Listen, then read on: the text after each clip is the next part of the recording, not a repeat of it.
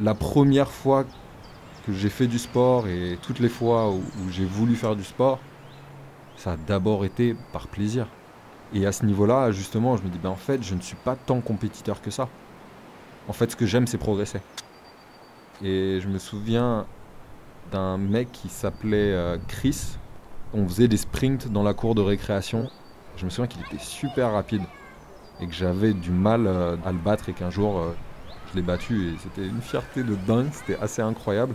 Et je me souviens que la vitesse et la sensation de l'air, en fait, et même le bruit que l'air peut provoquer lorsque tu accélères et que tu n'arrives pas à garder longtemps, parce que tu peux pas sprinter très longtemps quand même. En grandissant, en progressant, en m'entraînant, tu sens que tu crées de la vitesse, en fait. Mais lorsque tu arrives à ce niveau-là d'expression, de courir, de sauter, il y a un moment où tu as un tel détachement, tu as l'impression de plus rien maîtriser. Et c'est à ce moment-là où tu fais des choses incroyables.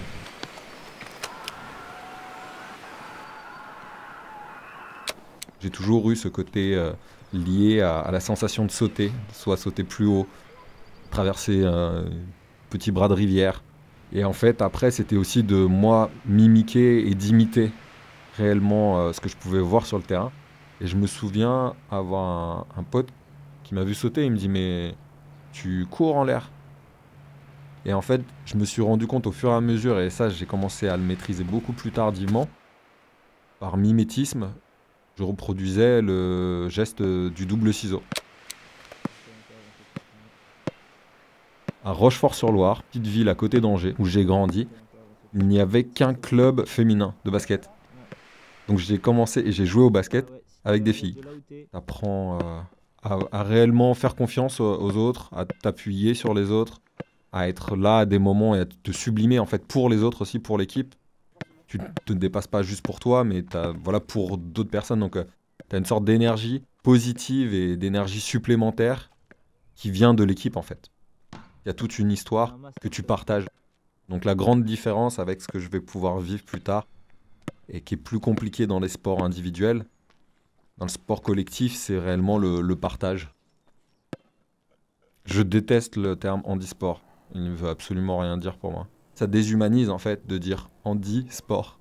Non, en fait, t'es sportif. Après, à quel niveau? Bah, c'est autre chose, on s'en fout.